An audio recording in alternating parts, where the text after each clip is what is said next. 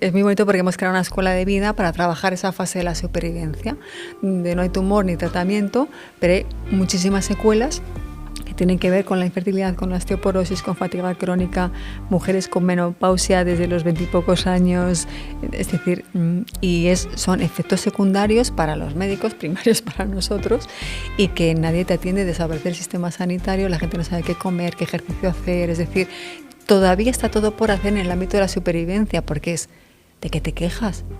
Si ya estás curado. Punto y Coma de la Vida está patrocinado por Fortunity 1, Riviera del Mar y Torres Dúo. El privilegio y el placer de vivir o vacacionar frente al mar. Proyectos ubicados en Puerto Plata, Playa Dorada, República Dominicana. Punto y Coma de la Vida está patrocinado por Air Europa, donde tú eliges tu viaje.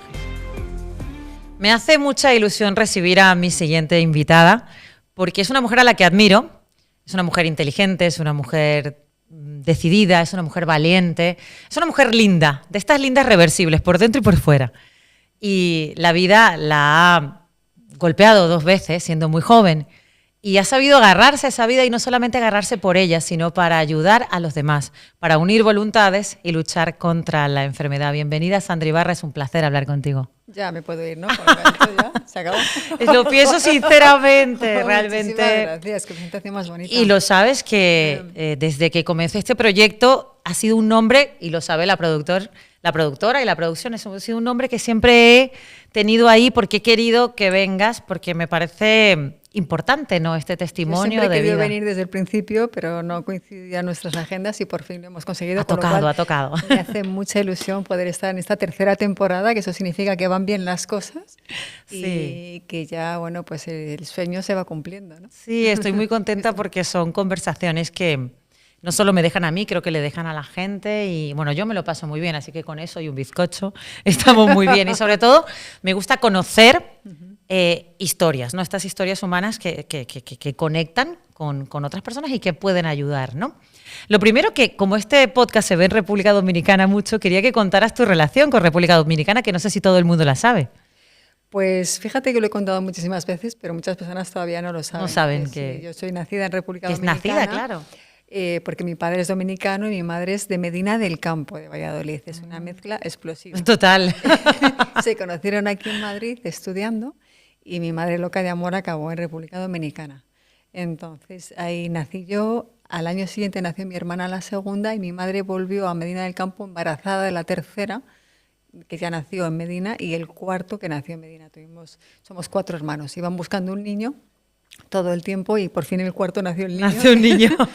Tocó. Y somos 4 hermanos que 4 años seguidos estuvo mi madre embarazada. ¿Qué importancia tiene la familia en tu vida? Pues mira, la familia ha sido muy importante a pesar de que cuando tenía 5 años mi padre se marchó y nos abandonó y crecimos. Vivíamos en un edificio que en la planta de abajo vivían mis bisabuelas, en la siguiente planta vivían mis abuelos y en el ático vivíamos nosotros. Entonces, cuando mi padre se marchó, mis abuelos siempre decían, ¿por qué no bajáis a comer? ¿Por qué no bajáis a cenar? Y acabamos bajando del todo.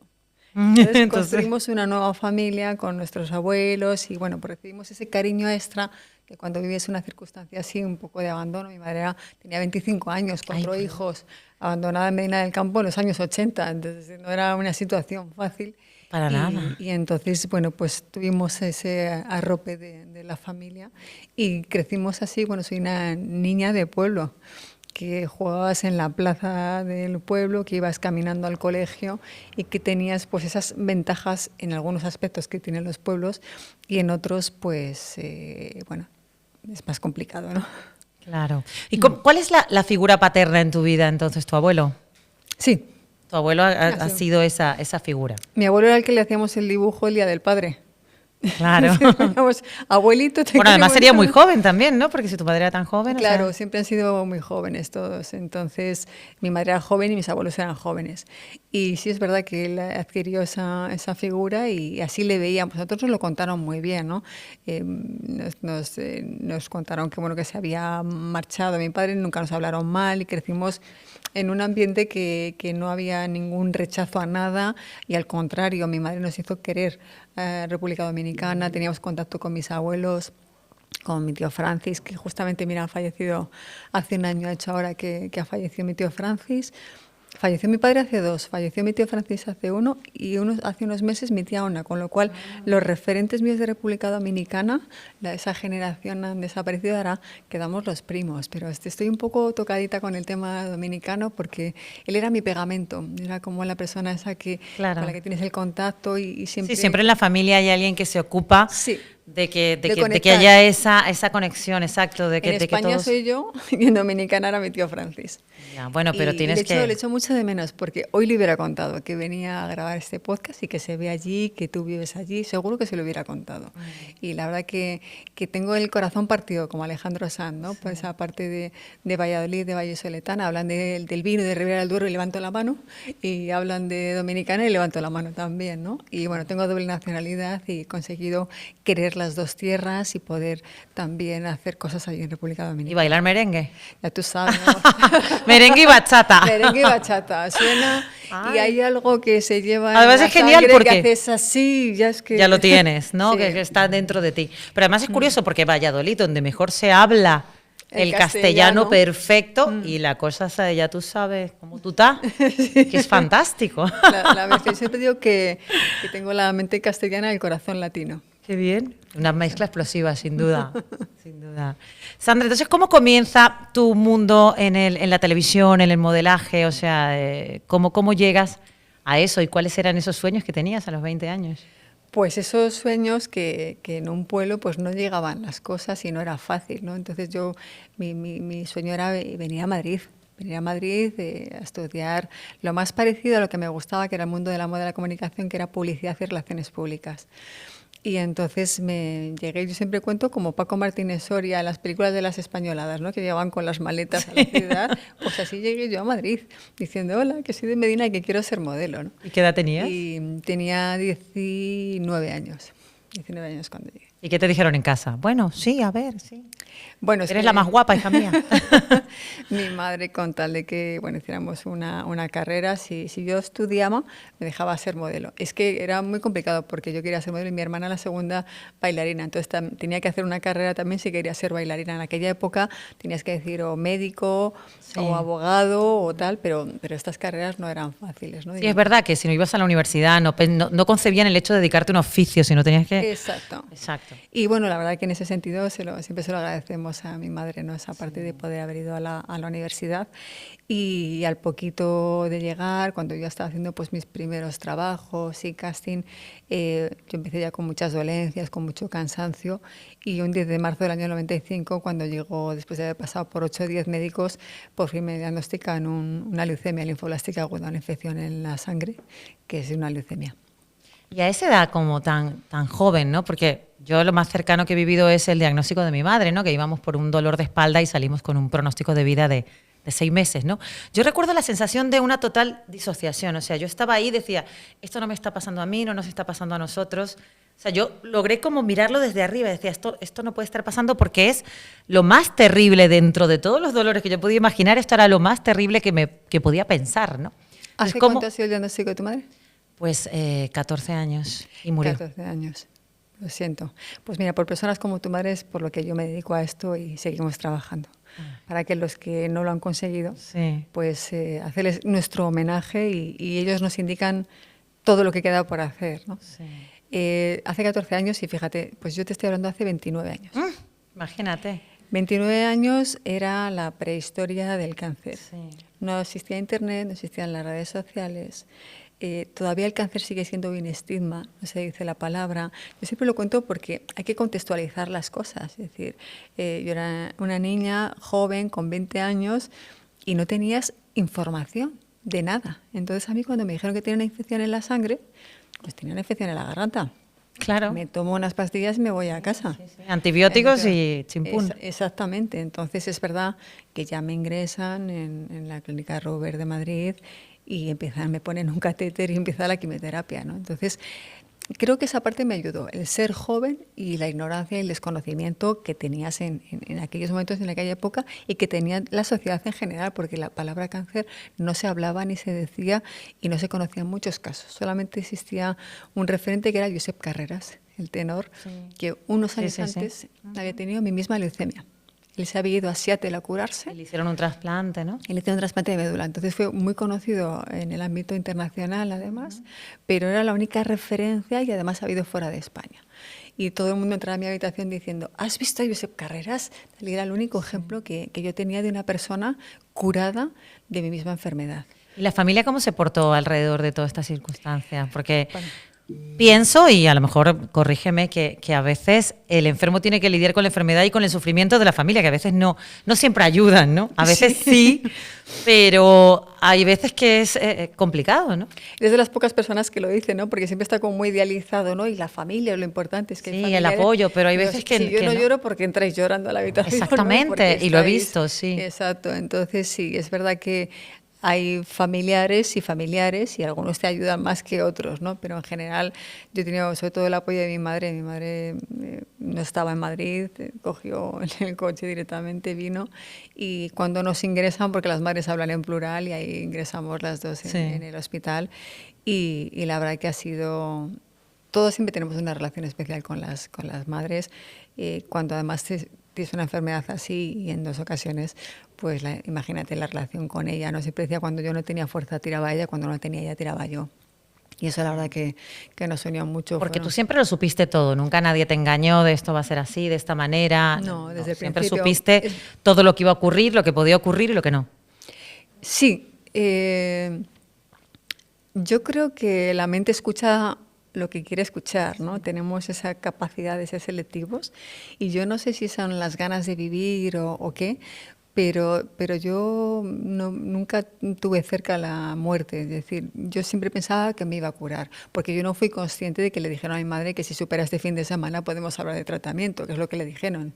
Tenía un pronóstico de ese fin de semana. Entonces tuve la suerte de que funcionó el tratamiento, y al mes yo estaba...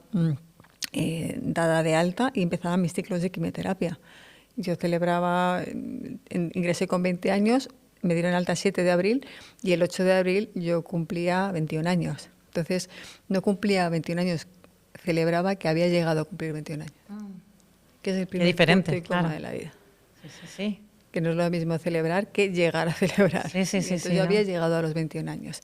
Desde el hospital yo había montado un fiestón, me tomé un Nolotil y lo di todo. Yo empecé a hacer de las mías en aquella época. Y entonces, bueno, empezaron a dar ciclos de quimioterapia que fueron funcionando, y tuve la suerte de que el tratamiento funcionó. Y al funcionar el tratamiento y estar limpia de la enfermedad, como dicen los médicos, se planteó la posibilidad de hacer un trasplante de médula. Y entonces lo primero que hacen es mirar en la línea familiar, que son los hermanos. Que además es muy curioso porque no se piensa, bueno, somos familia, tiene que estar mi madre, si encima tengo una familia grande, pero no todos son compatibles. Es difícil encontrar la compatibilidad, a pesar de lo que se piensa, ¿no? Claro. Y yo tuve la suerte de que ese niño tan buscado, mira, que era compatible conmigo al 99%. Decía mi madre, qué bien que quise tener un hijo. Esas cuentas de la felicidad que se hacen las madres, claro. ¿no? Y además las cuentas también de reconciliación también con un matrimonio que no salió, pero tenía que salir para esto, ¿no? Exacto. O sea, pues quise tener es muy literario. Exacto. Es muy literario, sí. Es el que luego me salvó la vida y con el que tienes también una relación especial, ¿no? Claro, te imagínate.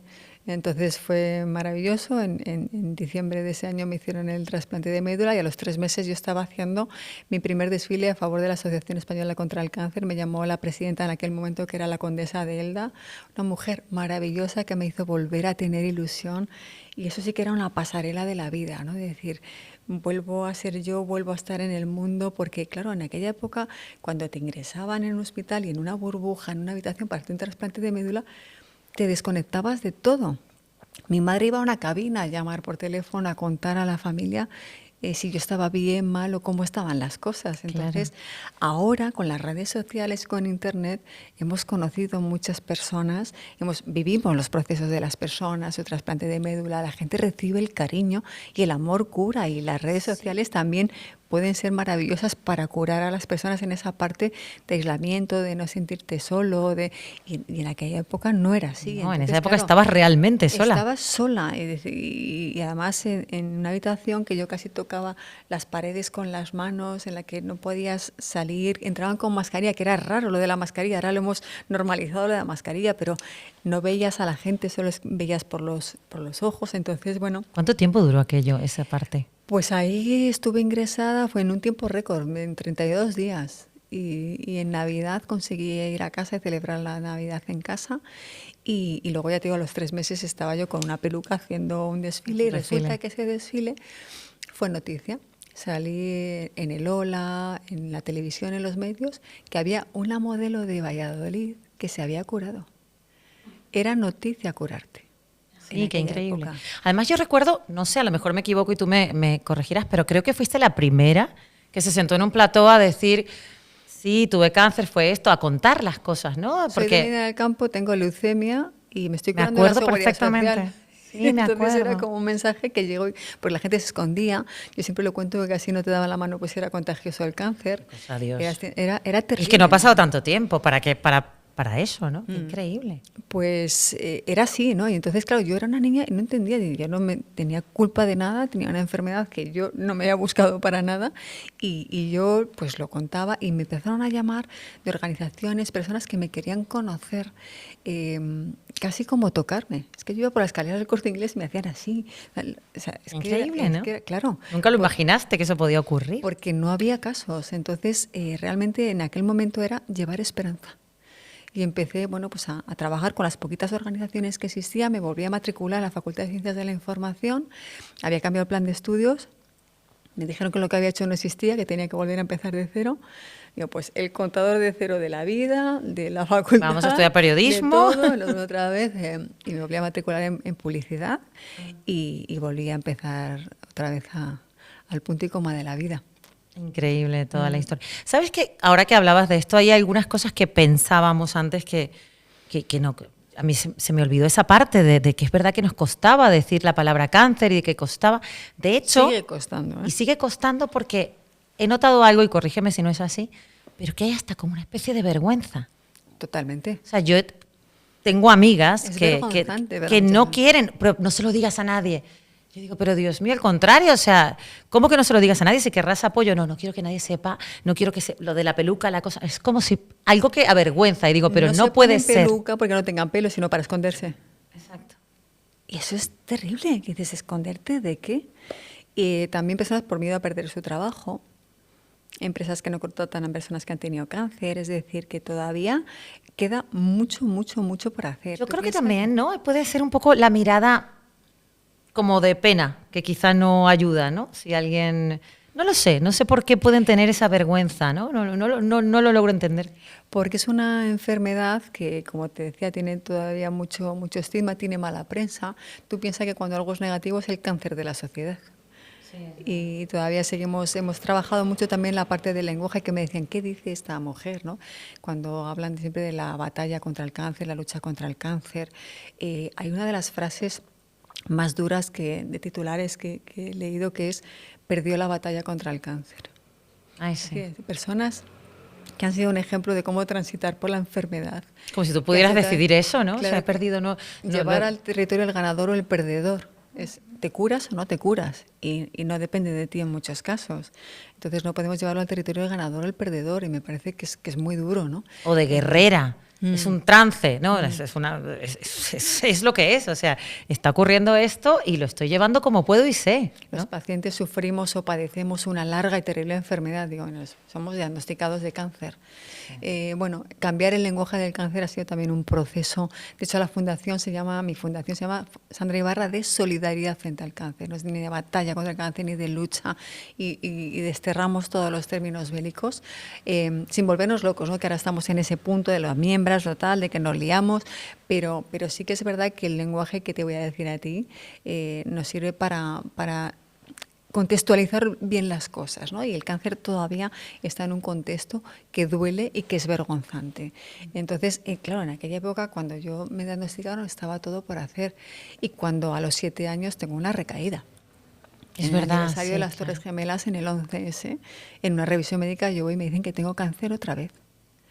Ahí es cuando te descolocas totalmente, ¿no? Porque tú ya habías recuperado tu carrera, estabas estudiando, estaba ayudando modelando. a los demás. Es decir, nunca piensas que vas a tener cáncer.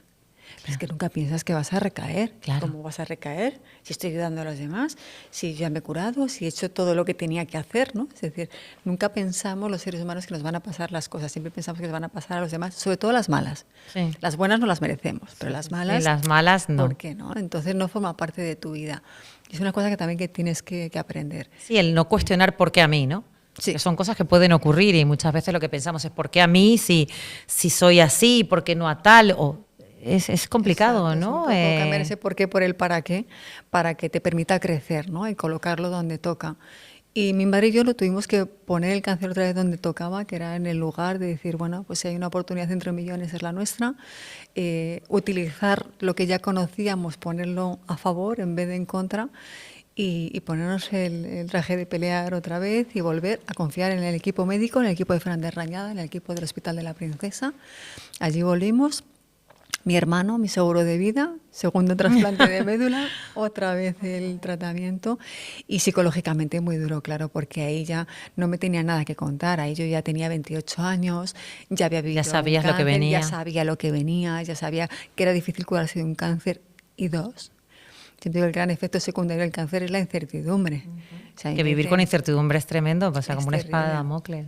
Claro, entonces hace 29 años me dicen que voy a estar aquí contigo grabando el podcast, pues me hubiera tomado muchísimo mejor, pero es que en la vida no sabemos lo que va a pasar, por eso siempre parece un tópico, ¿no? Pero el vivir el presente, vivir cada día, tomar tus decisiones y sobre todo cuidar nuestra salud. Vivimos de espaldas a lo que somos, estamos en una era y una época que vivimos de espaldas absolutamente a lo que somos.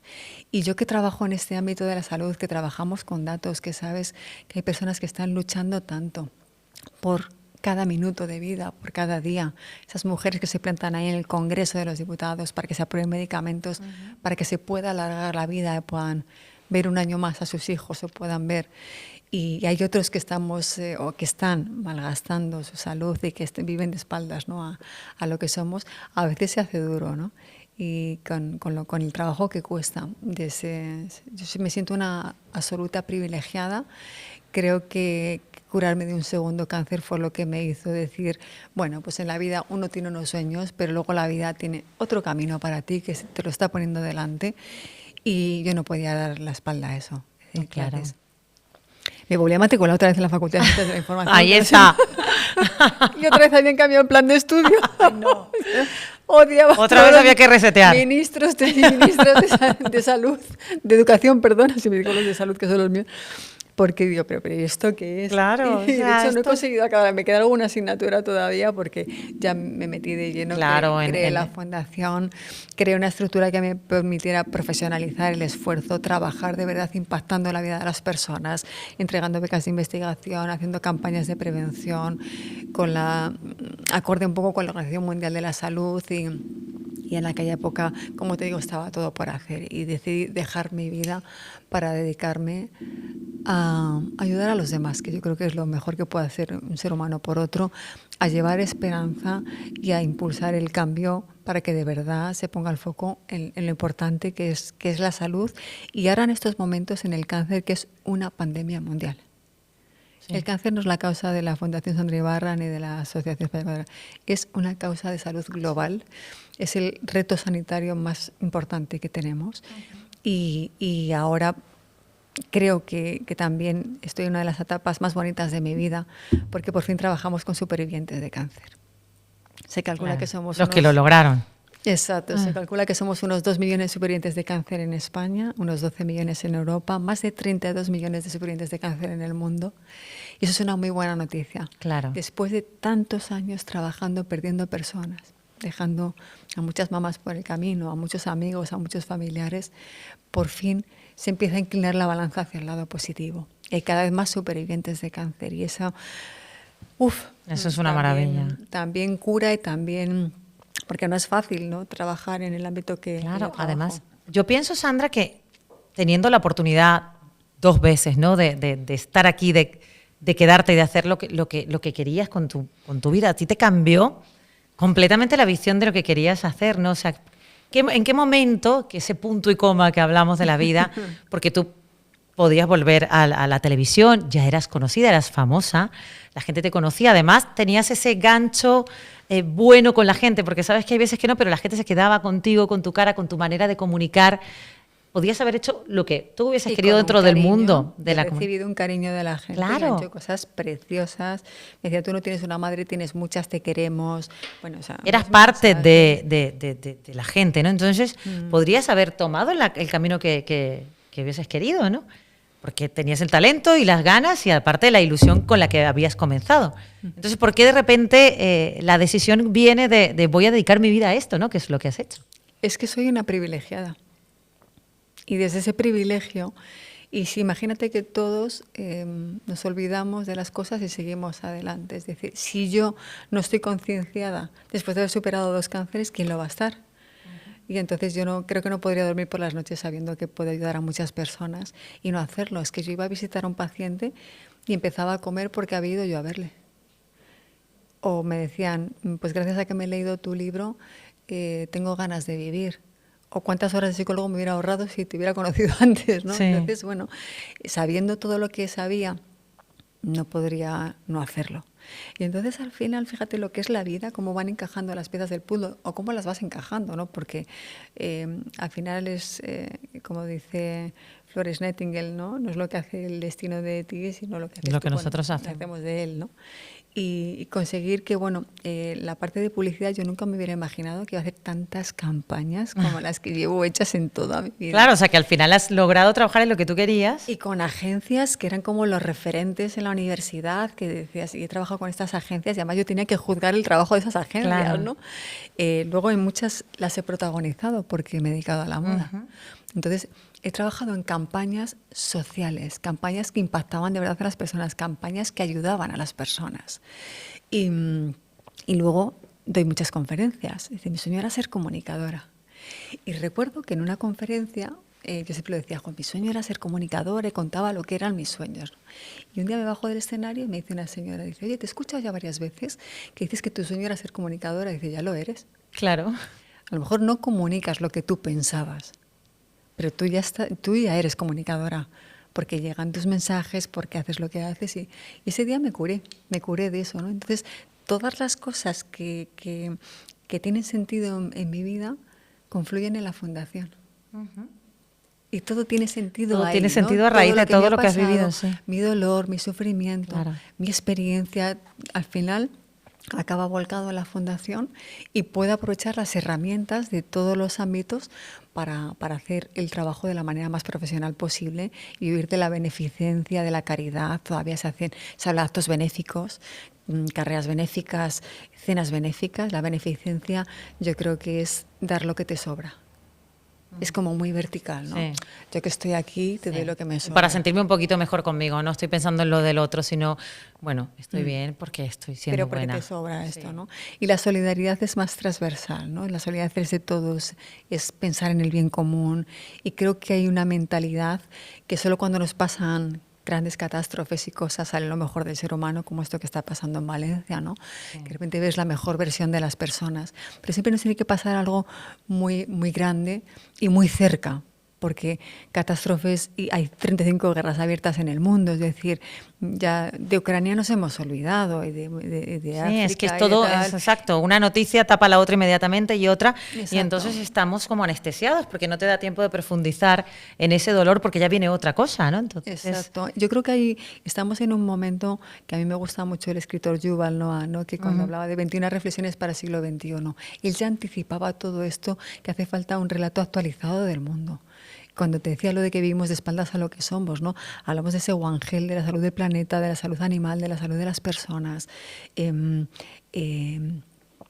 Necesitamos cambiar la manera de hacer las cosas, es decir, la manera de comprar, la manera de vivir, la manera en que están construidos los hospitales. Es decir, yo siempre estamos trabajando con modelos asistenciales nuevos, porque hay nuevos enfermos, nuevas necesidades, y trabajamos con protocolos del siglo pasado, que hace falta cambiar esa realidad para adaptarse a las nuevas necesidades de las personas, ¿no? Y en el mundo pasa lo mismo. Yo creo que el planeta está gritando por todos los lados, ¿no? Y el planeta grita y los humanos no escuchamos. Sí, es verdad, definitivamente.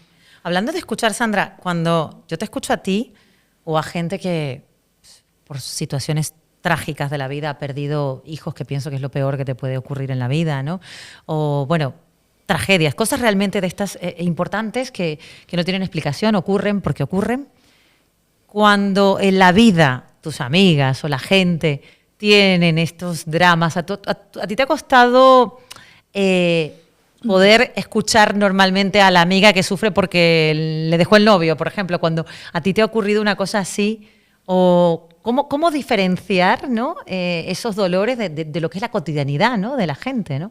¿Cómo llevas eso? Fíjate, yo creo que para cada persona lo que le está pasando es lo más importante. Sí, no, claro. ¿no? La gente dice, por ejemplo, no sé, cuando un adolescente se pone nervioso porque el carnet de conducir, que está nervioso. Digo, bueno, pues yo recuerdo que también me pasó, que me ponía muy nerviosa y que te hacía mucha ilusión tener... O sea, no has hecho algo heroico del tema. Claro, no, porque es verdad que en ese momento para esa persona es importante. Lo que haces es poner en contexto, es decir, primero haces esa escucha activa de la persona, te interesa lo que le está pasando, pero luego si además le pones el espejo y le das la vuelta, son ellos mismos los que llegan a la conclusión, ¿sabes? Sí. Lo que no vale es decir, bueno, como a mí me ha pasado... Claro, porque al final... Todo lo demás, no, porque sí. luego es verdad que aunque a ti te han pasado una cosa importante, te tienes que volver a resetear, ¿no? Porque dices, no me había prometido yo que no me iba a quejar de esto. Sí. Los seres humanos volvemos a tropezar con la misma piedra muchas veces. Totalmente. Entonces, ¿no? Y además te lo propones, es cierto. Mira,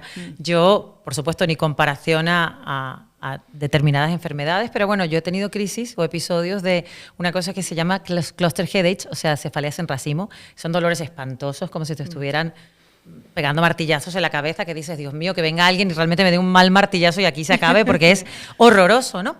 Y son episódicas, duran como 3 meses, y cuando terminan, bueno. Que es horrible porque lo tienes que vivir y te inyectas y tomas un montón de medicación, y en fin. 3 meses.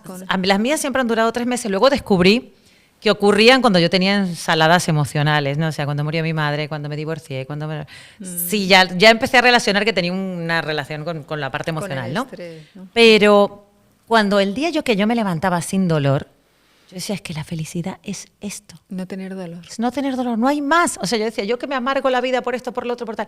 La felicidad es un día levantarte y no tener dolor. Y hay gente que no lo conoce porque tiene dolor todos los días de su vida. Entonces, en ese momento eres tan consciente del presente y de decir, me he levantado y no me duele.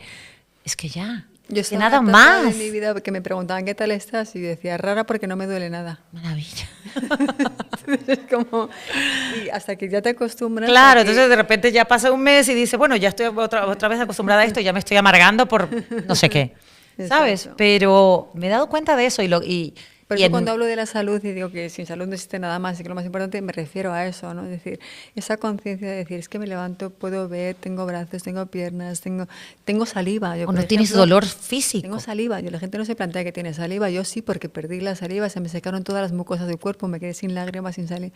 Yo es que pienso que tengo saliva, por ejemplo. Es que, claro, empiezan las cuentas de la felicidad muy atrás. Claro, entonces, claro. No es que te cambie la vida la cambias tú, pero empiezan tan atrás las cuentas de la felicidad y eres capaz de identificar tantas cosas que antes no lo haces porque damos por hecho tantas cosas en nuestra vida que no somos capaces de empatizar por eso vivimos de espaldas a lo que somos, ¿no? Porque hasta que no nos pasan las cosas en primera persona, claro, es muy no difícil sabemos que entendamos a los demás. No, y además, yo, por ejemplo, también tuve la ocasión en una época, no hubiese querido que fuese así, pero bueno, tuve que ir de voluntaria al hospital fue en Montepríncipe porque, bueno, mi sobrino lo internaron, tuvo que hacer un ciclo de quimioterapia. Con Blanca. Con Blanca, maravillosa. Es que todo el mundo maravillosa, maravillosa de Blanca, maravillosa.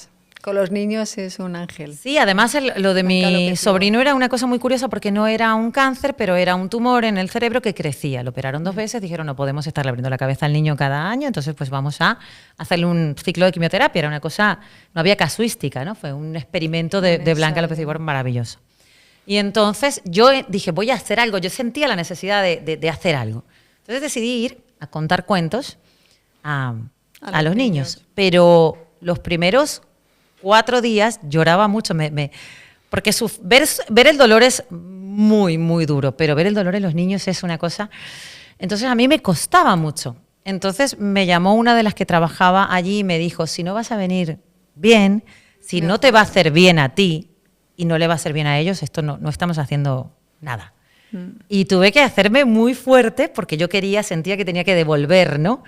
Y empecé a ir, y para que veas cómo son las cosas de la vida, allí conocí a la persona por la que luego me fui a vivir a República Dominicana, luego conocí a mi marido, me casé. Al final la vida es, ¿te das cuenta, no? Sí, además por una bonita acción. Además, sí, las dos estábamos allí de voluntarias, o sea que fue...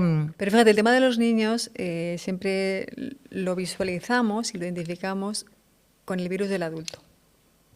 Porque los niños no tienen la dimensión de la enfermedad. Es decir, la saben contar, son listos, pero si te das cuenta, ellos les estás más centrados en el cuento que estás contando tú, hablan de su enfermedad, han tenido que poner ruedas a los goteros para que corran por los pasillos y tal, es decir, que a la mínima que tienen un poco de energía, ellos son capaces, muy capaces de salir adelante. Además, mi sobrino era tan pequeñito, me acuerdo que tenía el portacat, que es para donde ponen la quimioterapia, y me acuerdo que mi sobrina, que era muy pequeñita, le decía, yo no tengo y tú tienes. Entonces le decía, porque tú eres niña y yo soy niño. O sea, para él el portacat era lo que lo diferenciaba y lo hacía niño, ¿no? Entonces él no tenía ese recuerdo, tiene una cicatriz muy grande, ¿no? Claro, tuvo hasta los 5 años. Y cada vez que le preguntan, ya él ha hecho una cosa, como dice, bueno, es que yo tuve una operación de vida o muerte, entonces. Y la gente, ¡guau! Entonces ya le encantaba al niño llegar al colegio y contar que tuvo una operación de vida o muerte. Pero ves que es otra dimensión. Claro. Es decir, los adultos sufren y ponen esa carga de sufrimiento en el niño que ellos no lo están teniendo. Entonces, si de verdad los observamos y los dejamos ser, nos dan muchísimas lecciones de vida. Entonces, es como cuando viajas. Yo viajo con el Padre Ángel, yo soy embajadora de Mensajeros de la Paz, y entonces no puedes ir con la pena a los sitios. Entonces vamos al lugar donde sabes que estás ayudando a las personas, que estás haciendo lo mejor, y como me dice la persona que tengo al lado, dice, Sandra, no puedes arreglar el mundo todos los días, ¿no? Dices, pero bueno, tu parte del mundo, sí. Y mi parte del mundo en este momento es este orfanato con el Padre Ángel y en este sitio. Y esto lo estamos haciendo. Sí, qué bien. Y entonces no puede ser curar el cáncer, pero sí en las personas, en el nicho de personas que nosotros estamos trabajando, lo estamos haciendo. Y como dice mi amigo Jorge Font, la vida no se puede alargar, pero se puede ensanchar, ¿no? Entonces, ensanchar la vida de las personas. Qué bonito eso. Es maravilloso. Él dice que se ensancha haciendo tacoterapia, que es mexicano, comiendo unos tacos de chile. Entonces, empeñados en ser felices, como decíamos. Exacto, eso lo dice Munarriz, ¿no? Sí, Munarriz. Nuestro amigo empeñados en ser felices. Pues en ese empeño de ser felices, ensanchar la vida de las personas, es la manera en la que puedes estar y trabajar en estos territorios que hay esta parte de dolor. Evidentemente, yo tengo una imagen siempre como de muy positiva. Dice, ¿cómo puedes unir la palabra cáncer y vida? Digo, porque se puede unir, claro. Porque puedes vivir la enfermedad o sufrir la enfermedad. Lo único que podemos elegir es la actitud con la que vivir las cosas. Un divorcio, la enfermedad, el pérdida del trabajo.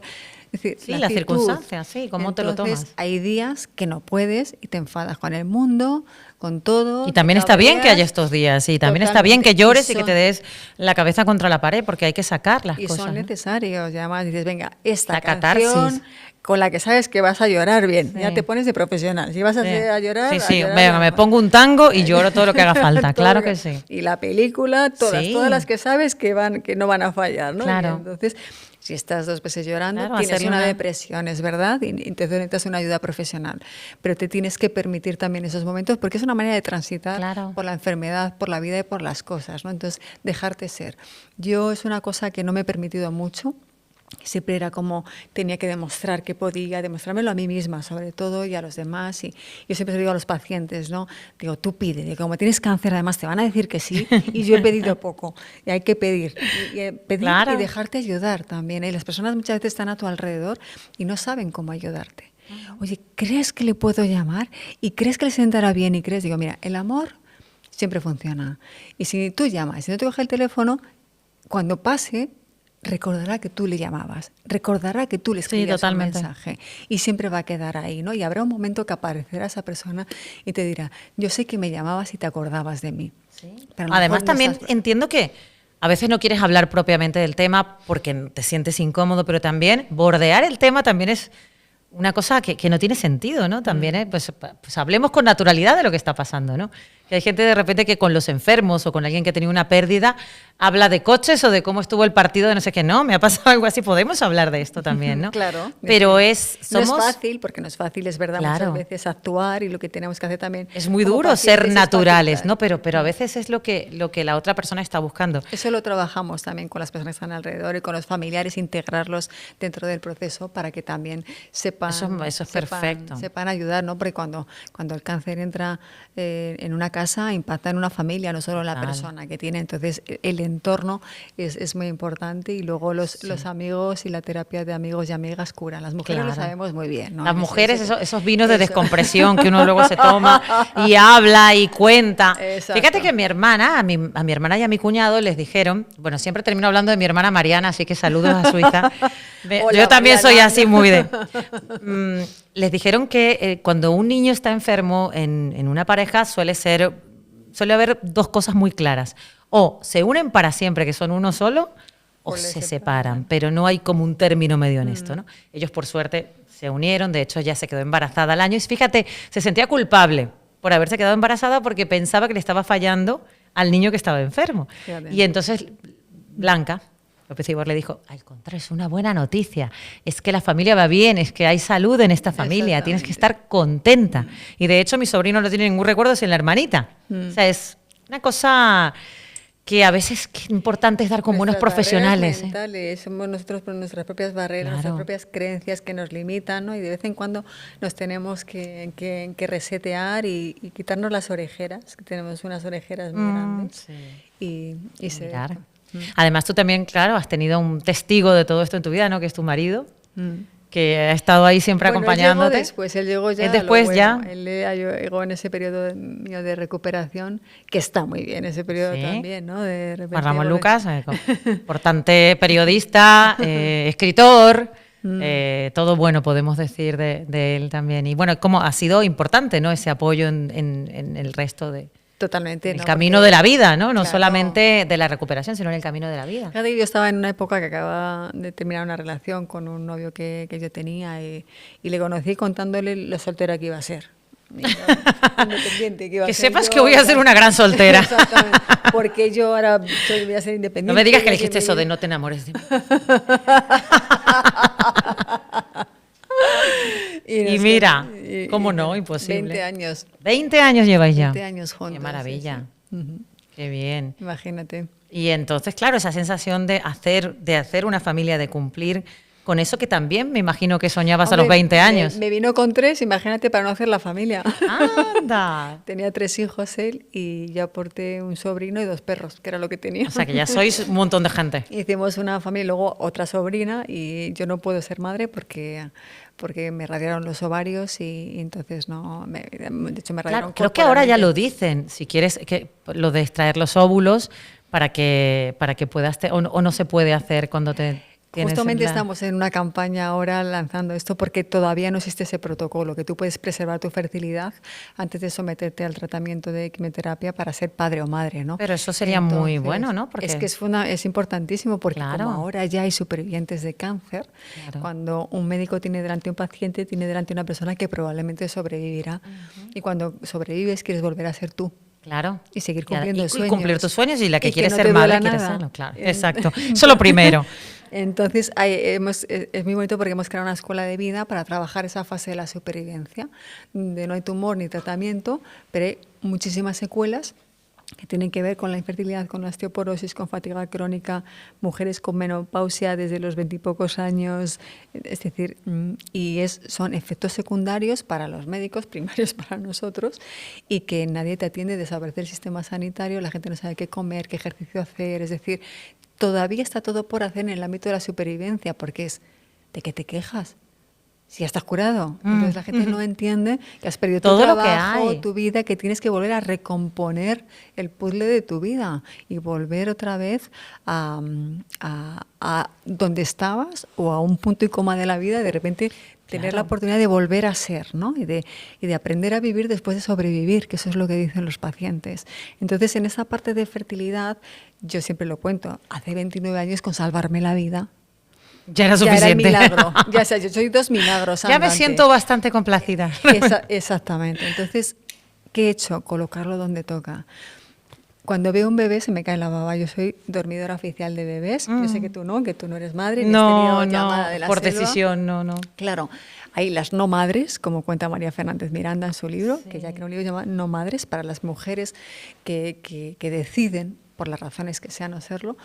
Yo me hubiera encantado y todavía se me cae la baba con los bebés, pero lo he puesto en un sitio donde no duele, ¿no? Donde no me duele, y lo que he hecho es crear este protocolo y estas guías para que a otras mujeres no les pase, a otras mujeres y otros hombres, Claro. ¿no? Que te puedan informar, que pueden preservar su fertilidad, y luego pues decides tú, pero no decide el cáncer. La campaña se llama así, decide tú, que no decida el cáncer. Me parece fantástico. Y Es más, te entonces- diré que yo, independientemente yo siempre digo que no es que dije no, sino que nunca sonó el reloj La este. llamada de la selva. Dije, no sé, es digital, cómo suena, no tengo ni idea. ¿No? Entonces, no me pasó. Pero sí tengo muchas amigas que dejaron pasar el tiempo, ¿sabes? Que eso también es, ¿no? Que Sí. tú crees que vas Que a, como te esperas. ves joven, crees que vas a ser joven toda la vida y entonces de repente te plantas en los 40, en los 45 o tal y ya no es posible, ¿no? Entonces, eso de tú puedes preservar los óvulos, puedes congelarlos, puedes tener esa opción más adelante, es algo Claro. que tampoco se conoce, ¿no? Y está muy bien que lo digan, ¿no? Y no son los óvulos de los 40, quizás son los óvulos de mucho antes, ¿no? Exacto. Básicamente, es recomendable. Sí. Y yo sé, porque tengo muchas amigas que la que quiere ser madre y quizá no tomó la decisión a tiempo, sufre mucho. Sufre mucho. Sufre sí. mucho, no es fácil. De hecho, por eso está María Fernández Miranda, que es la directora de We Life, escribió este libro un poco en eso, cuenta todo su proceso y todo su sufrimiento por querer ser madre, y entrevista a mujeres como Mariel Verdú, que nunca ha querido ser madre, a mí, que sí que lo he querido ser, pero no he podido serlo. Es decir, mujeres que por diferentes razones han pasado por los periodos para inspirar a otras mujeres, Claro. ¿no? Y ver un poco a veces... Que no eres la rara de esto, sino que hay gente como tú, ¿no? Que creo que eso es Exacto. tan importante. Igual que hablabas ahora de la menopausia, antes no se hablaba nada de eso y ahora todo el rato estamos hablando de esto. Y está bien, porque hay un montón de cosas que yo a veces pienso, wow, nuestras abuelas que no tuvieron ninguna de esta información, ¿cómo habrán pasado todo esto, no? Ni sin estas... Ellas sí que son grandes supervivientes, las Claro. abuelas y nuestras madres también. Es decir, al final, si hace 5 minutos teníamos que pedir permiso para comprar una lavadora, es decir, que es que Sí. han cambiado las cosas en muy poco tiempo. Creo Claro. que tenemos que ser muy conscientes del lugar donde estamos las mujeres ahora, en esta gran revolución, ¿no? Estamos, yo creo que en el siglo de las mujeres, y que por fin, por ejemplo, la menopausia es que no es una enfermedad, es una fase de la vida que nos pasan más de 100 síntomas que tenemos, que hay que tratarla como lo que es, y que no somos unas histéricas, sino que nos pasan muchas cosas, que hay una revolución hormonal en nuestro cuerpo y que es una fase de la vida, como las mujeres silver, ¿no? Es decir, ahora también este movimiento de mujeres silver, de mujeres con una experiencia de la vida, con salud, con muchas cosas que decir, que de repente estamos a las personas mayores sacándolas fuera de la sociedad, ¿no? Sí. Gente valiosa, con Sí, talento. total. Es decir, yo el otro día he ido a despedirme de mi hematóloga porque se jubilaba. Que habían pasado muchos años, he estado casi 30 años yendo a ese hospital Yendo, con claro. esta doctora, ¿no? Sí. Y entonces se jubila, ¿y dónde va su talento, su experiencia? Más de 2.000 trasplantes de médula que hemos hecho en el Hospital de la Princesa, que se han hecho en el Hospital de la Princesa. No, pero me encanta que lo digas así, o sea, estás tan metida en esto Claro, que eres millones. Y entonces, ¿dónde está ese talento? ¿Qué pasa con las personas mayores que tienen tanto que decir? ¿Por qué no se crean comités de expertos? Tenemos que acudir siempre a ellos, a la fuente, aunque es verdad que tenemos que evolucionar, pero no podemos olvidar a estas personas que son los verdaderos sabios, ¿no?, de las cosas. Y en este sentido también, de repente las mujeres en esa época decir, bueno, pues es que en la madurez puedo seguir haciendo cine, puedo seguir cantando, puedo seguir haciendo muchas cosas, porque hay otras bellezas y hay otras formas de mirar, ¿no?, a las personas. Claro. O sea, Sí, sobre todo que no deprimirte pensando hasta aquí llegó mi vida, sino que hay tanto por hacer también en otra edad y con otra perspectiva de la vida, como bien dices. y con perspectiva de género. Claro. Hay que aplicar la perspectiva de género en todo. Hay un sesgo en tantos ámbitos, incluido en el de la salud. Piensa, por ejemplo, que las mujeres, por ejemplo, tomamos de muchos medicamentos dosis mayores porque los ensayos se hacen con hombres, ¿Mm? no con mujeres. ¿Y por qué? Entonces, porque nuestras hormonas molestan. Se investiga con ratones macho, no con Es ratones increíble. hembra. pero nuestras hormonas molestan y entramos en las fases finales de los procesos. ¿Qué ocurre? Que están hechos a medida de los hombres. Nosotros tomamos más medicación, metabolizamos diferente, con lo cual tenemos más efectos secundarios. Es increíble. Por ejemplo, en seguridad vial ocurre lo mismo. Cuando se hacen las pruebas de seguridad vial. No tenía ni idea de esto. Con muñecos. Hombres. Y se da por hecho que nosotros vamos de copiloto. No se tiene en cuenta nuestra complexión. Tal. O sea, hago esto para que se salve la mujer sentada de este lado. La inteligencia artificial ocurre lo mismo. Cuando tú, por ejemplo, metes datos, imagínate, para un tema laboral. Nosotras nos hemos incorporado al mercado laboral muchos años después. Y además en puestos y con sueldos mucho más bajos. Claro. Por mucho que alimentemos la máquina, nosotros siempre vamos a salir perdiendo. Es decir, hay un sesgo ahí en todo esto y además hay un libro maravilloso que se llama Lady Sapiens, no sé si lo conoces. Sí. En el que ya, gracias a las excavaciones y un poco a las investigaciones... Sí, que no es así, que la mujer no era solamente recolectando. En la cueva, que nos quedábamos a cuidar el fuego. Que voy a recolectar frutitas. ¿Sí? Que ¿Es verdad? Participábamos en la sociedad, es decir, que hasta en eso... Nos han engañado. Porque, a ver, no éramos así. No sé si intencionadamente o no, pero es verdad que como está hecho el mundo por hombres, en el momento que las mujeres estamos entrando en los lugares, nosotras ya lo sabíamos, que hacíamos de todo. Ahora faltaba demostrarlo, que la ciencia lo demostrara. Claro. Lo sabíamos hace mucho tiempo. Exactamente. Entonces, en esa revolución tenemos que estar. Como mujeres en todos los ámbitos, y a mí me encanta. Yo tengo una columna. O sea, realmente hay que centrar el feminismo en estas cosas tan importantes que estás diciendo. Totalmente. O sea, esto es lo importante, es muy importante lo que acabas de decir. Ser conscientes del momento vital que estamos viviendo y, como te decía antes, sin volvernos locos y sin salirnos. A ver, hay cosas que a mí no me representan, ¿no?, que se están haciendo. Tampoco. Pero es verdad que cada una desde nuestro lugar y con los hombres, por supuesto, al lado. Exacto, sin que son los enemigos, para nada. Exacto. En conjunto. Exacto, porque esto es de todos, ¿no? Y entonces yo tengo una columna que se llama Salud en Perspectiva y me encanta poder integrar toda esta visión y todo este sesgo que existe en el ámbito de la salud, ¿no? ¿Ves? Al final todas las herramientas te van sirviendo para trabajar. Pero empezamos hablando de esto, pero tienes un montón de... O sea, estás muy diversificada. Sí, la verdad es que sí. Increíble. Pero tienes un equipo, ¿cómo trabajas? O sea... Bueno, el equipo es pequeño, realmente en la fundación es un equipo pequeño porque nosotros estructuralmente lo que hacemos es ser pequeños.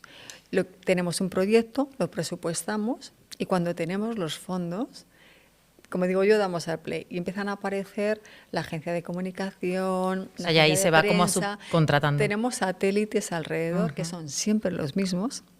No tienes que empezar cada vez. Claro. Pero entonces, están involucrados, digamos. Están involucrados. Nos conocen y no tienes que empezar a decir nuestra misión está, nuestros valores. No, ya nos conocemos todos. Además, a ti te conoce la gente y es una cosa muy positiva. Pero profesionalmente nos conocemos la manera de trabajar. Entonces, lo que hacemos es que estructuralmente no están siempre con nosotros, porque si no te gastarías el dinero en pagar eso y no en el cáncer. Y lo que hacemos es tenerlos alrededor. Claro. Entonces, el equipo, es verdad que no somos muchas personas, pero es una fórmula de trabajo que al principio parecía como, qué raro esto que hacen, pero se ha demostrado que es la manera de hacerlo, que funciona, que el teletrabajo funciona, que tal, porque la COVID también ha sido una gran maestra. Sí, no, y además, fíjate qué interesante, porque yo, por ejemplo, soy periodista, estoy pendiente de todo lo que pasa, te he escuchado muchas veces, pero es verdad que hay gente que todavía no sabe cosas. Yo, por ejemplo, también ahora me estoy enterando de ciertas cosas que haces también. Tú dices, bueno, pues una fundación, pues lo que es las fundaciones, pero es muy práctico y dedicado a cosas muy determinantes que a lo mejor no lo sabe toda la gente. Es una empresa, sin exacto. ánimo de lucro, pero es una empresa. Tienes que trabajar con propósito, con proyectos que impacten. Y con resultados. Exactamente, con resultados. No, por eso hablaba de la beneficencia. Sí, no es como que estamos aquí en... Es decir, la charity. Exacto. Una crema con un lazo rosa no es una crema para el cáncer, eso es marketing. La crema para el cáncer es otra cosa. Sí. Tiene que tener unos ingredientes, un tal. Hay que saber. Exacto. Pues en el ámbito del tercer sector ha sido muy duro también ese trabajo. Primero, porque también tú ibas a buscar fondos y a trabajar con empresas que eran siempre hombres a los que tienes que convencer. Porque tengo que convencer de algo que es de todos, ¿no? Que es un tema de la salud. Y entonces, esa parte... Perdón. Voy a beber un poquito de agua. Un poquito de agua. Esa parte de profesionalizar el tercer sector no ha sido fácil, porque qué maja está la modelo que ha creado una fundación. Sí. Y no va de esto. No va de esto. Va de manejar esto como una gerencia de una empresa. Como una empresa con proyectos finalistas y con acciones concretas y transparentes y con seguimiento, ¿no? De crear una aplicación como la que tenemos en una escuela de vida, con una comunidad de pacientes. Y me parece muy útil no solamente el hecho del apoyo emocional, que sí que es maravilloso, sino todo lo que estás contando, de saber qué es lo que tienes que usar, cómo hacer, qué es lo que te va a pasar, qué no. O sea, todo eso que es importantísimo para una persona que está enferma, que en ese momento lo que importa es sanar y que no te duelan las cosas, ¿no? Exactamente. Es increíble. Y sobre todo que no existe un modelo asistencial para supervivientes de cáncer, por ejemplo, y estamos trabajando, hemos firmado con HM Hospitales para crear un modelo asistencial de seguimiento de las personas con una oncología de enlace. Acabamos en atención primaria, donde hay muy buenos profesionales, pero no están formados en supervivientes de cáncer. Claro. Porque somos los primeros, porque no había supervivientes de cáncer. Entonces, tú llegas y además con un síntoma que a lo mejor para una persona de atención primaria es tómate un paracetamol ya a casa, y para un oncólogo o un hematólogo lo mira de otro punto de vista. Esto hay que revisarlo, que pueden ser sospechas de. Claro. Entonces hace falta esa formación también ahí, es decir, que hace falta cambiar muchas cosas. Por eso hablaba de esa nueva forma de entender la salud, ¿no? De entender la perspectiva de género, de entender la salud, de entender esas necesidades. No solamente, primero vamos a intentar que ese 40% de cánceres evitables, que la sociedad no enferme. Vamos a intentar invertir en prevención, que es lo más barato para todos y lo mejor. En la fase aguda vamos a intentar que nos traten con los mejores tratamientos, con innovación, y que no nos curemos según nuestro código postal. Claro. Que esa es otra. Hay una falta de equidad. Sí. En una comunidad te curas de una manera y en otra comunidad te curas de otra, o no te curas. Es así. Bueno, y lo verás también en comparación con algunos países fuera. Totalmente. O sea, hablando de nuestro país común, de República Dominicana, es decir, que yo he trabajado allí con el INCAR y con muchos hospitales, muchas cosas dices, vamos a implantar esto que nosotros ya estamos haciendo, ¿no? Y luego en esta fase de la supervivencia, pues lo mismo, crear estos protocolos asistenciales para que las personas vuelvan a reincorporarse a la sociedad. Hay un nuevo ciudadano en la sociedad y un nuevo paciente en el sistema sanitario que necesita una serie de recursos que tenemos que proporcionárselos, ¿no? Y construir este nuevo mundo que necesitamos para cuidar de las personas. Claro. Porque al final va de esto, ¿no? De humanizar los procesos. Hace falta... ¿En qué momento los humanos hemos dejado de ser humanos? Y se nos olvida que estamos tratando que vivimos a las en una sociedad y que todo el mundo cumple un papel en tu vida y que necesitamos estar bien, ¿no? Y que curar es muy importante, pero cuidar también. Cuidar también. Cuidar a las personas, ¿no? Haces pequeños gestos, sobre todo que te pasa mucho con la enfermería. Nosotros tenemos unos premios de enfermería donde damos gracias a las enfermeras por cuando entrabas en la habitación con la medicación y me ponías mensajes en el vasito, mensajes positivos para tal. Lo que cambia eso. Dejaste entrar a mi amiga, eran las 8:05 y las visitas se acaban a las 8, pero tú dejaste entrar a mi amiga. Lo que cambia porque eso. Sabías que me iba a ayudar y porque me iba a sentir. Y eso es, bueno, los protocolos están muy bien para algunas cosas, pero tienes que saber cuándo te lo tienes que saltar, claro. Cuando sabes qué le va a hacer bien a esa persona. Sí, ¿no? La humanidad. La humanidad, lo que harías para ti o por los tuyos. Sí, pues, aunque esto sea tu trabajo y veas gente en esta situación día a día, que no pierdas la capacidad de empatizar con el dolor. Porque claro, es que si perdemos esa oportunidad... Y más en eso, siempre te digo que el que está en horizontal siempre es el que está peor. Tú también tienes tus momentos. Yo siempre digo a los profesionales que ellos también se tienen que cuidar su salud física y mental para poder cuidar a los demás y no se cuidan fundamental. Ellos. Pero ante la duda, el que está en horizontal siempre tiene preferencia. Siempre tiene preferencia ante todo. Estamos en vertical, pues se supone que estás mejor. Fíjate que el invitado que hemos tenido anteriormente, Luis Galindo, te ha dejado un mensaje, bueno, aparte de una gran introducción a su pregunta, de mucha admiración, porque, claro, los que estáis ahí arriba de un escenario tratando de contar vuestra historia y que el otro reciba, y no solamente reciba cosas o ideas interesantes, sino que reciba una cosa que le permita la acción. Exacto. Eso es tan importante, que luego estoy entendiendo una cosa que me va a permitir actuar de otra manera, y eso es maravilloso. Dices, gracias a una frase que escuché de no sé qué persona, cambia tu vida. Sí, cosas concretas que tú dices, me voy de esta charla con esto. Exacto. Y esto va a accionar algo en mí, ¿no? Exacto, y eso es tan importante. Y no todo el mundo sabe hacer eso, porque hay veces que nos diluimos, ¿no? En todo lo que queremos decir. Y es muy importante que cuando alguien salga se lleve 3 ideas, pero 3 ideas que sean importantes y que realmente vayan a repercutir en su vida, ¿no? Pero en un escenario y en una conversación con amigos también, en una cena con amigos, que de repente pasen cosas y que tú vayas y digas, te pasa algo a alguien que le has notado qué tal, y tienes una conversación y luego te diga, jo, es que ese día que me dijiste esto me vino muy bien, tal. Qué gratificante. Eso ya vale. Eso te ya llena. vale, ¿no? Sí. No hace falta grandes escenarios. En nuestro día a día podemos de repente cambiar por una pregunta que haces a una persona o te fijas en el nombre de cómo se llama esa persona. A veces hacemos preguntas, oye, pues si te fijas y llamas a la persona por su nombre, dices, pues es que a mí nadie me llama por mi nombre, o nadie, te sorprendes con cosas. ¿No? Es como prestarle atención a la vida y a la gente. Exacto. Y no ser tan egocéntricos, ¿no? Sí. Pensar que estamos con mucha gente y que se puede aprender de cada persona, ¿no? Bueno, vamos a ponerte la pregunta de Luis Galindo, que aquí lo tenemos. He tenido la suerte de coincidir con Sandra en algunas entregas de premios donde estábamos los dos o nominados o al final habíamos tenido la suerte de llegar a ese premio y me parece una persona con una fuerza especial y te diría que lo que nos ha preguntado ahora mismo Gabriela, ¿no? Qué difícil y qué bonito es que pasen los años y cada vez te veo con más ilusión, con más ganas. ¿Cuál es tu secreto? Saber que ayudas, sí, pero también estás en contacto con el dolor, con la muerte, y me parece encomiable y me parece increíble la fuerza con la que mandas tu mensaje en todos los eventos que te he visto, en todos los vídeos, siempre contagias esas ganas de ayudar y esa ilusión. Cuéntanos tu secreto.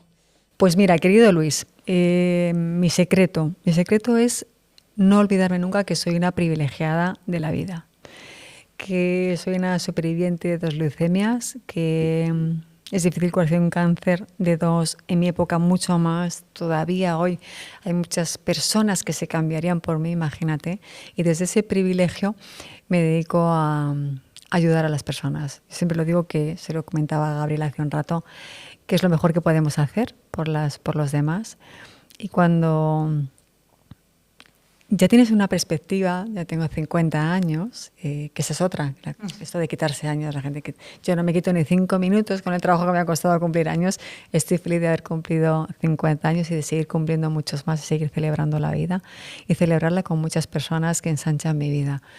Tengo el privilegio de trabajar en un ámbito donde estoy rodeada de inspiración, de personas que son un ejemplo de cómo transitar por la vida. Y para mí ese es el privilegio, esas son mis razones para vivir.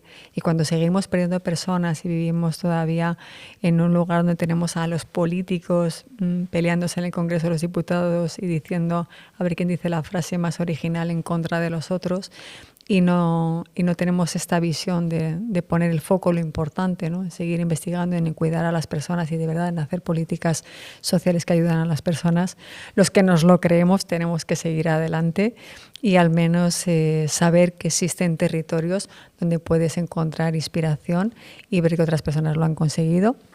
Y eso es lo que me da mi alimento cada día. También tengo mis días, que cuando perdemos personas me tengo que volver a resetear. Hay días que me enfado con el mundo, hago un parón, un pequeño paréntesis, aunque yo siempre digo que los paréntesis también son la vida, y tengo que hacer un parón, volverme a resetear y encontrar otra vez mis razones y recordarme a mí misma que para atrás ni para coger impulso, vamos.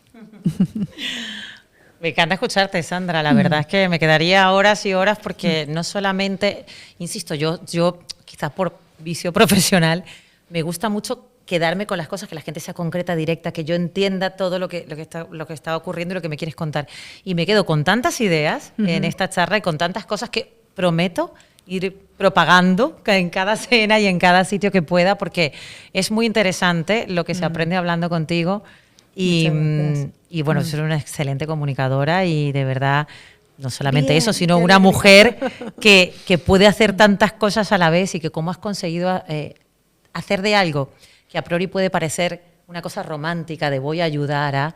Es que no, es que lo estoy haciendo, es que es práctico, es que está organizado, es que es así, que hay resultados. Exacto. Y eso me parece maravilloso. Y eso es verdad que al principio ha sido bastante duro, pero los años te van dando esa perspectiva. los pacientes de cáncer no tienen tiempo, ¿no? O no tenemos No podemos tiempo. romantizar esto. Y entonces hay días que se te hace muy duro, que piensas que va todo muy lento. Pero ya al llevar tantos años que tienes perspectiva de, fíjate lo que te he contado, de cómo era mi caso al principio, a cómo son las cosas ahora. Ahora somos capaces de estar en un podcast hablando de cáncer, pues estar en un restaurante hablando con unas amigas y se habla de cáncer. Es decir, en la televisión ya se habla, en los medios de comunicación. Es decir, que bueno, han cambiado mucho las cosas y cada vez somos más los que nos curamos y salimos adelante, y eso es también lo que te da esperanza, ¿no? Para seguir. Claro que sí. Ahora te voy a pedir, por favor, una preguntita para mi siguiente invitado, que es David Otero, cantante. Acaba de sacar un disco y está muy, muy, muy comprometido con el tema de la inteligencia natural ante la inteligencia artificial. Pues fíjate, David Otero, qué ilusión me hace tener que hacer una pregunta a un músico, porque yo siempre he pensado que la música cura y que es la mejor forma de viajar, ¿no? Que te lleva a una persona, a un olor, a un lugar, a muchos recuerdos, ¿no? Y a mí quería saber cuál es tu percepción sobre esto, ¿no? Cuando de repente os subís a un escenario y hay muchas personas que cantan algo que habéis escrito a veces en una servilleta o en un lugar, una inspiración, y cómo es eso de saber que eres capaz de impactar la vida de las personas, de hacer que una pareja se reconcilie, de hacer, bueno, pues unir a personas por una canción tuya, ¿no? ¿Qué se siente al ser sabedor de tener esos poderes mágicos? Sandra, muchísimas gracias por haber estado en el podcast. De verdad que sí, creo que nos quedamos con unas ideas muy importantes y muy claras.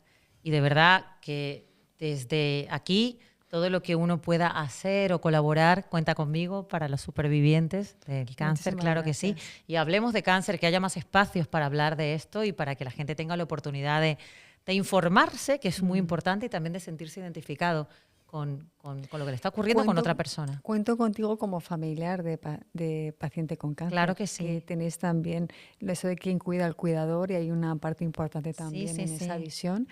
Y también pues me encantaría poder mandar un abrazo a República Dominicana, esa tierra que también Claro nos que tiene con sí. mucho cariño, que sé que tenéis muchos oyentes allí. Sí. Y además tengo que volver ahora, así que a ver si nos encontramos allí. Claro también. que sí, A de este o celebrar del la otro vida. lado del Atlántico Exacto. nos seguiremos viendo y seguiremos colaborando, y como te digo, o sea, yo de voluntaria soy muy buena, aprendí a ser una muy buena cuentacuentos. O sea, que si hace falta, allí que voy, o en lo que Genial. pueda hacer, porque en el fondo se trata de eso, ¿no? La vida se trata de dar y recibir. Muchísimas gracias, ha sido un gracias a ti. placer, y te digo, me quedaría hablando contigo un montón, porque en serio que informas y además confortas, que es lo más importante. Muchísimas gracias. Sigamos con muchos puntos y comas de la vida. Ah, claro que sí, que siga la vida. Gracias. ¡Qué bonito!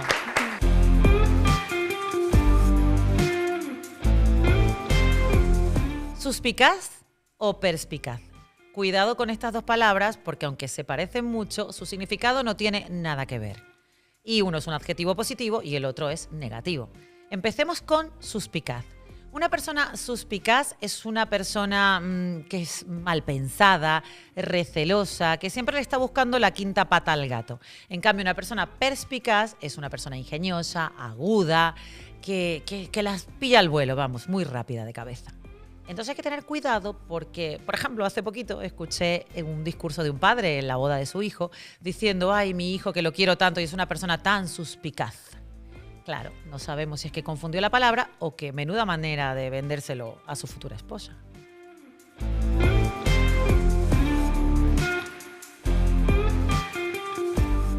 Resulta que soy de la generación muda. Y no porque vaya a dejar de hablar, cosa para la que estoy biológicamente impedida, sino porque no me gusta hacer llamadas telefónicas. La generación muda, la de verdad, la generación Z, tiene sus motivos. No quieren interrumpir, quieren evitar los malos entendidos, no quieren perder el tiempo. De hecho, muchos han desarrollado telefonofobia. Les angustia hacer una llamada telefónica. Ya los quería ver yo teniendo que llamar por teléfono fijo a la casa del novio y que te coja la madre y decir: hola, ¿qué tal, señora? Buenas tardes, está Javier, con esta vocecilla. Pues sí, yo no soporto las llamadas telefónicas porque no me gustan los prolegómenos, no me gusta tener que preguntar: hola, ¿cómo estás? ¿Qué tal? ¿Cómo te fue ayer? ¿Qué tal los niños? Me gusta ir al grano. Por eso dejo mensajes de audio de 5 y 6 y 10 minutos. Es decir, hago podcast telefónicos. Y encima me preocupo por cómo he hablado, me escucho para ver cómo he hablado, si la dicción, si he estado clara. ¿Y todo para qué? Para que esta generación muda u otra me escuche a toda velocidad y con la voz de Alvin y las ardillitas.